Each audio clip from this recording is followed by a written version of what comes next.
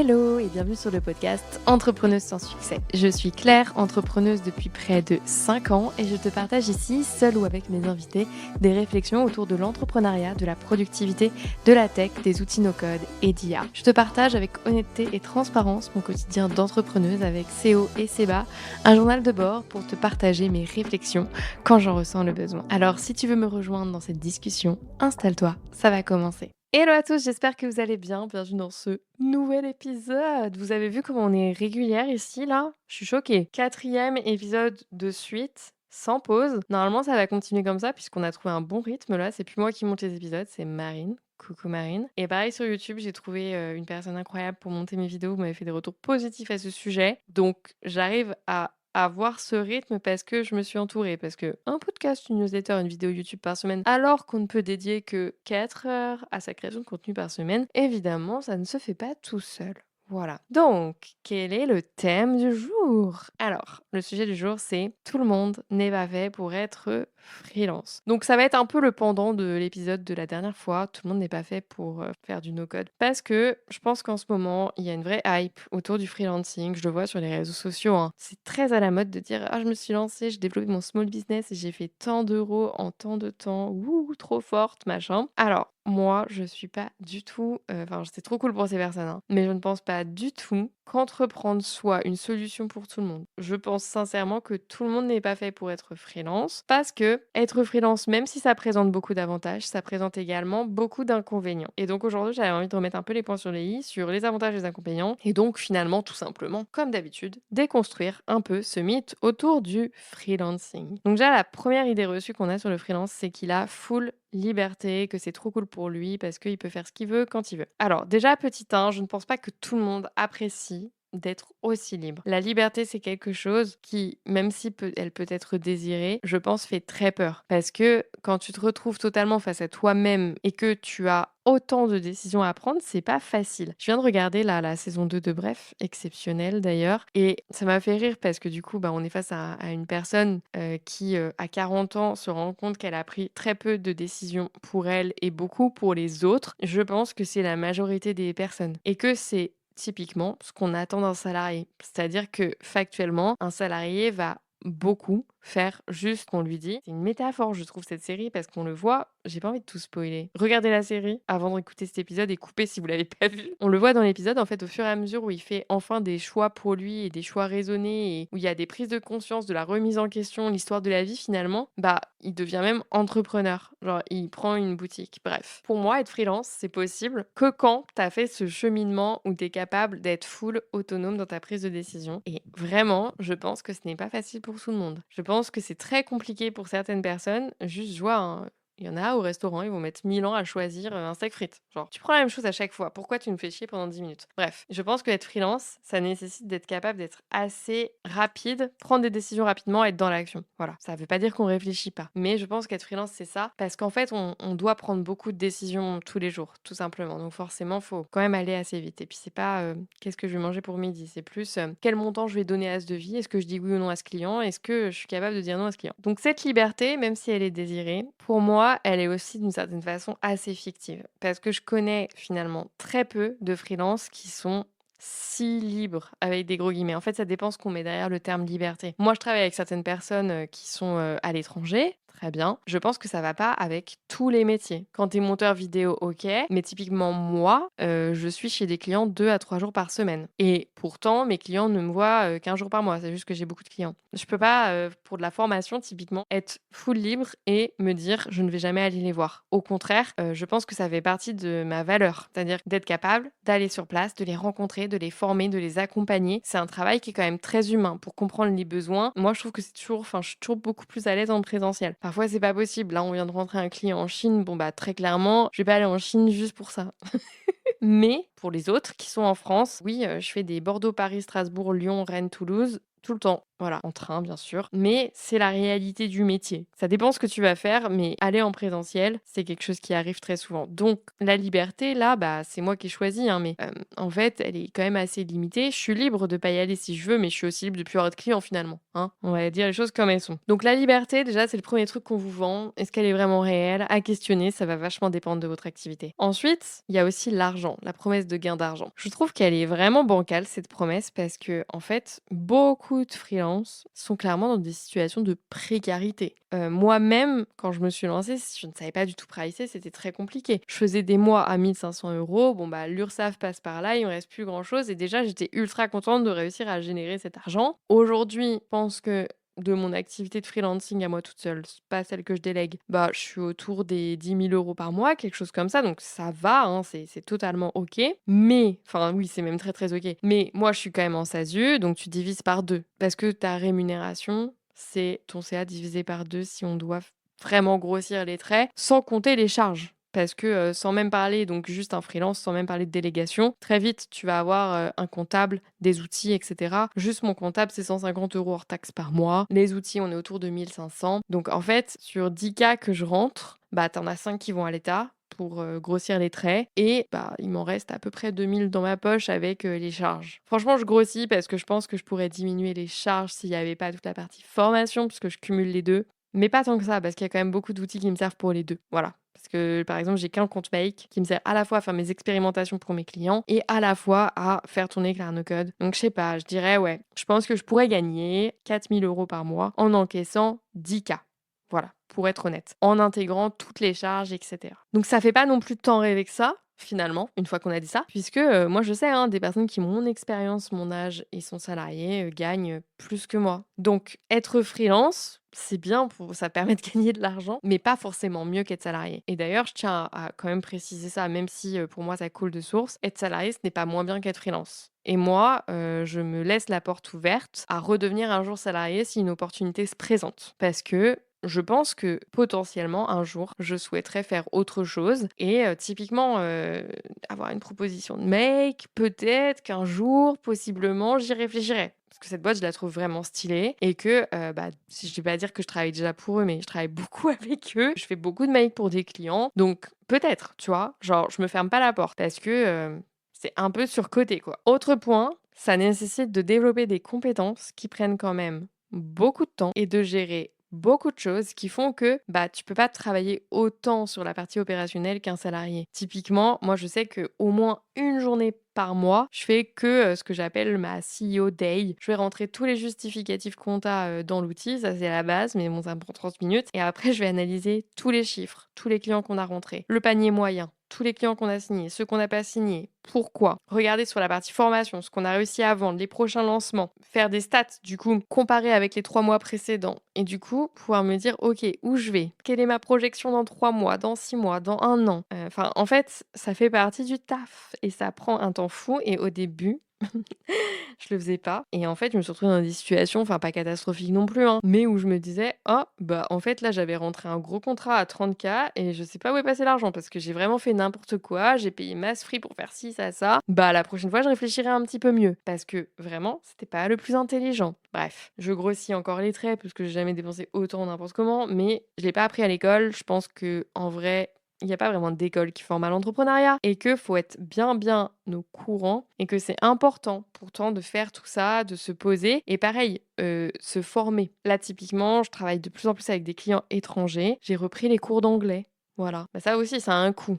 Bref, chose que je ferais pas, enfin si, dans une boîte, en fait, mon boss m'aurait payé mes cours d'anglais, tout simplement. Là, c'est moi qui me les paye. Quand tu es freelance, tu as beaucoup plus de responsabilités. Et ça, c'est le truc qu'on oublie. Tu es responsable de tes résultats. Quand tu es salarié, ça marche pas. Bon, bah, ton manager va aller négocier une nouvelle enveloppe pour continuer le projet. Là, si ça marche pas, bah, tu prends sur toi, tu diminues ton TJM, tu bosses pour que ça marche gratuitement dans bien des cas et donc ton TJM peut vite drastiquement chuter. Moi je sais, hein, parce que du coup je peux vous le dire, je me vends entre 750 au plus bas et 850 € par jour, parfois un petit peu plus, ça dépend de plein de choses, mais en gros c'est ça, 750, 850 et ce TJM, et je balance pas des TJM à 2 000 € qu'on n'arriverait jamais à vendre, je le vends, hein, c'est ce que je suis payée 3 à 4 jours par semaine. Ce TJM, il me permet de faire face à des situations où j'avais vendu 2 000 € parce que je comptais y passer 2 jours et du coup, je rajoute toujours 30 de temps et en fait, au final, j'y passe 3. Du coup, mon TJM,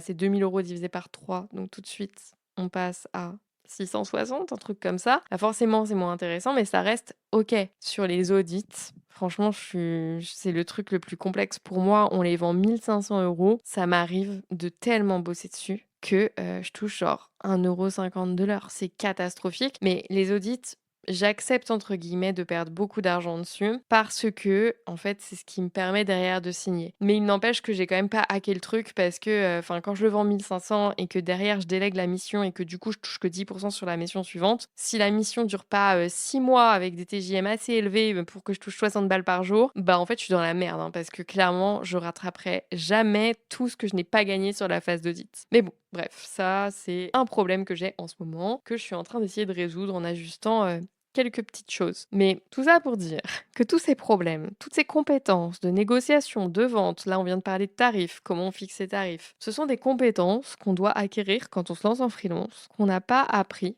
Pas forcément, enfin je vois pas dans quelle école on apprend ça, même les écoles de commerce, hein, je les vois, ils sont pas forcément aidés et pour autant, il y a pas vraiment de bons conseils. Là, j'ai un pote qui se lance, ça me fait trop rire. À chaque fois qu'on s'appelle, genre il a 1000 questions et je suis là genre: «Mais oui, c'est vrai» et puis là, du coup, ça y est, il a créé son entreprise, il est content et tout et je lui dis: «Mais tu pensé à demander l'ARS?»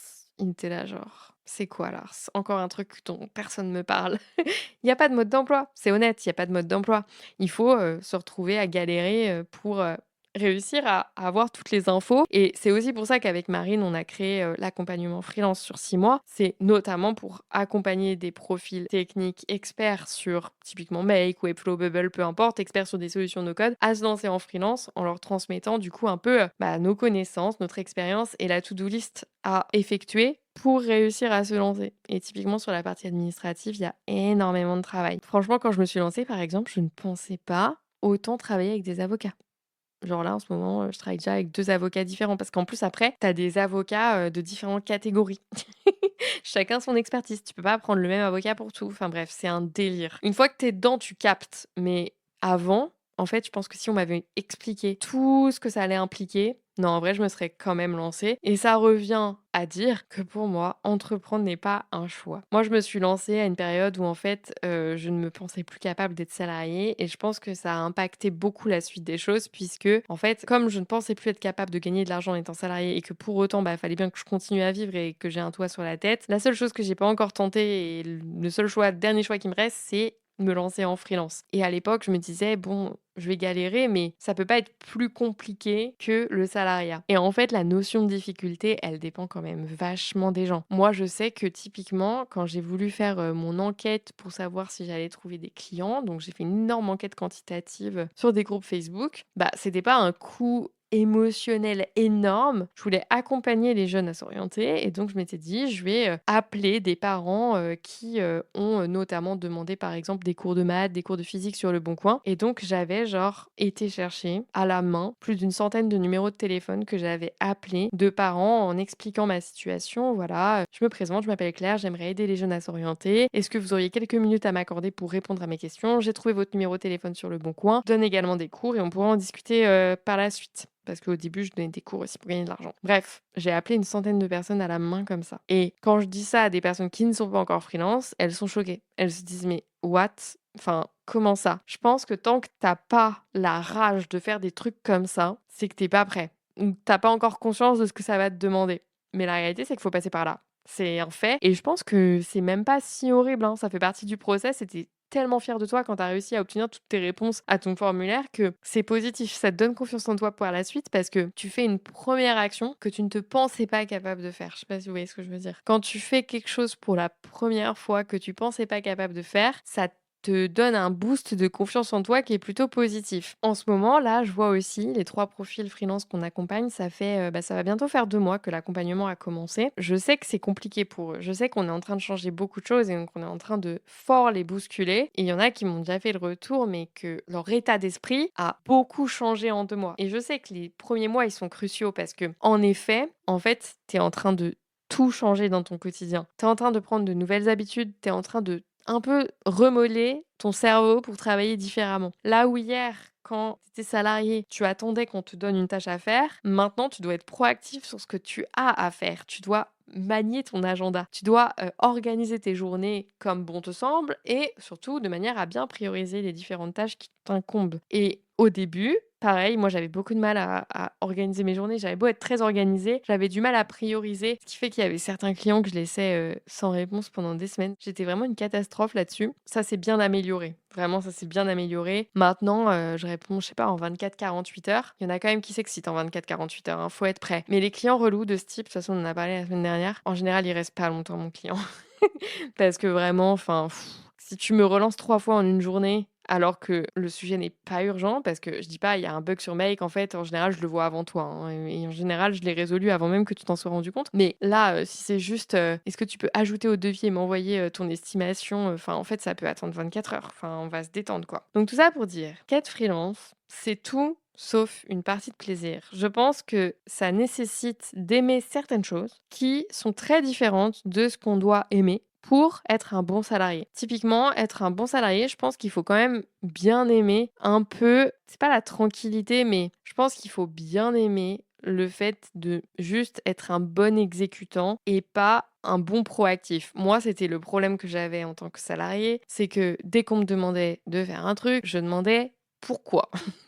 Si tu es de cette team à toujours questionner tout et à toujours remettre tout en question, c'est que potentiellement tu seras un très bon freelance puisque c'est globalement l'expertise, le niveau de proactivité qu'attendent les entreprises de freelance. Alors que quand tu es salarié, pas tellement. C'est pas forcément vrai dans toutes les entreprises, attention, parce que je travaille avec des salariés qui me ressemblent beaucoup quand même, mais moi en tout cas de ce que j'ai vécu, les entreprises dans lesquelles j'ai travaillé, on me disait tu dois faire ça, il fallait que je le fasse. Point. Ça ne me convenait pas du tout comme mode de fonctionnement. J'avais l'impression qu'on me demandait de mettre mon cerveau sur off. Alors, autant il y en a, ça leur convient très bien, autant c'était pas du tout mon cas. C'était des planques, hein, là où je bossais. Hein. J'appelle ça des planques. C'est-à-dire que vraiment, on me demandait pas de réfléchir beaucoup. On me disait exactement ce que j'avais à faire. Et quand j'avais fini, je pouvais partir. Ça ne me plaisait pas du tout. Je pense que je suis entrepreneuse dans ma manière d'être depuis toute petite, sans même m'en rendre compte. J'avais déjà raconté une fois, mais je vais vous le re-raconter. Quand j'étais jeune, très jeune, genre quand j'avais 16 ans. J'ai travaillé tous les étés jusqu'à la fin de mes études en vendant des glaces sur la plage. Ok, c'était un super job. J'adorais ce job d'été parce que c'était une entreprise familiale où en fait la manageuse, la personne qui était au-dessus de moi, était hyper à l'écoute des propositions d'amélioration qu'on pouvait faire. Par exemple, on avait développé l'Instagram du glacier, on avait fait des propositions de nouveaux parfums, on allait même faire des enquêtes les jours de pluie parce qu'on se faisait chier, voilà, dans la rue pour faire goûter les parfums aux gens pour savoir quel est le prochain parfum à développer. Enfin, je veux dire, je pense que même si j'étais salariée, elle me disait jamais non quand j'avais des idées pour faire des trucs. Et donc, bah, du coup, en fait, ça se passait toujours bien. Et c'était trop cool. J'aimais trop faire ça. Un peu, encore une fois, comme dans Bref, quand il se retrouve à capter qu'en fait, des jouets un peu cassés, il peut les réparer en allant vers les brocantes pour aller trouver des morceaux, etc. et faire des plus-values. Bah, ça, dans un job salarié où tu es simplement exécutant, on te demande surtout pas de faire preuve de ce type d'initiative. Alors que moi, c'était typiquement ce qui me faisait kiffer dans mon taf. Un peu ce côté over delivery. Tu vas toujours chercher à faire plus que ce qu'on t'a demandé. Ça, c'est typiquement, je pense, hein, typiquement ce qu'on attend d'un freelance. C'est-à-dire qu'on va venir avec un besoin et dans notre posture d'expert, on va être capable de les orienter pour faire encore mieux que ce qu'ils avaient imaginé. Enfin, en tout cas, moi, c'est vraiment la posture que j'adopte avec mes clients. Donc, c'est pourquoi je pense qu'être salarié et être freelance, c'est fait juste pour deux types de personnes différentes. Et je pense d'ailleurs que dans certaines boîtes, les salariés sont en réalité de très bons entrepreneurs. Hein. Là, je suis en train de faire des généralités. Bon, quand tu parles de salarié et de freelance, t'es quand même obligé de faire des généralités puisque tu parles d'une catégorie de personnes, d'une catégorie de jobs. Mais quand je vois par exemple les personnes chez Make, bon, je pense que ce sont des salariés très entrepreneurs. Je pense. Enfin, en tout cas, de l'extérieur, c'est ce que je vois. Ce sont des personnes archi smart qui ont l'air de toutes pouvoir faire preuve de créativité dans leur spectre d'action et que, au contraire, je pense que ils accepteraient pas de recruter quelqu'un qui soit juste un simple exécutant, que globalement, les exécutants, ça va être les stagiaires et les alternants qui sont là en apprentissage. Voilà. Si vous avez des questions sur le freelancing, ça me ferait grave plaisir de faire un peu une FAQ autour du freelancing parce que je pense que vous le savez pas et je pense que je pourrais en parler. Mais j'ai fait les comptes ce week-end. Là, on est à 12 clients en parallèle. Donc, je fais quand même beaucoup de prestations de services, même si je minimise pas mal les choses parce que sur Claire No Code, je vous partage des tutos, je vous partage plus mes découvertes no code, IA et pas, enfin, je vous raconte pas un peu tout ce que je fais avec mes clients. Mais je fais beaucoup de choses avec mes clients et c'est trop cool. Donc ça serait intéressant que vous me partagiez un peu toutes vos questions que vous avez autour de ces sujets pour que je puisse du coup vous faire une FAQ freelancing dans un prochain épisode. Ça me ferait grave plaisir. Je sais que les freelances que j'accompagne en ce moment ont énormément de questions. Donc je me doute que vous aussi. Ce que je vous invite à faire, comme cet épisode de podcast est disponible sur YouTube, c'est d'aller sur YouTube et en dessous la vidéo, dans les commentaires, vous me centralisez toutes les questions que vous avez autour du freelancing. Comme ça, et dans un prochain épisode, je répondrai à toutes vos questions autour de ce sujet. Parce que factuellement, je trouve que c'est encore beaucoup trop nébuleux pour beaucoup de personnes, malheureusement, et qu'il y a beaucoup trop de clichés sur ces sujets qui sont partagés sur les réseaux sociaux. Bon, écoutez, j'espère que cet épisode vous a plu. N'hésitez pas à me le faire savoir en mettant un petit like ou en laissant 5 étoiles sur votre application de podcast préférée. On se retrouve comme d'habitude vendredi dans une nouvelle vidéo YouTube sur ma chaîne YouTube Claire No Code, ainsi que lundi prochain pour un nouvel épisode. Je vous souhaite à tous une très belle journée, une très belle semaine. Bye!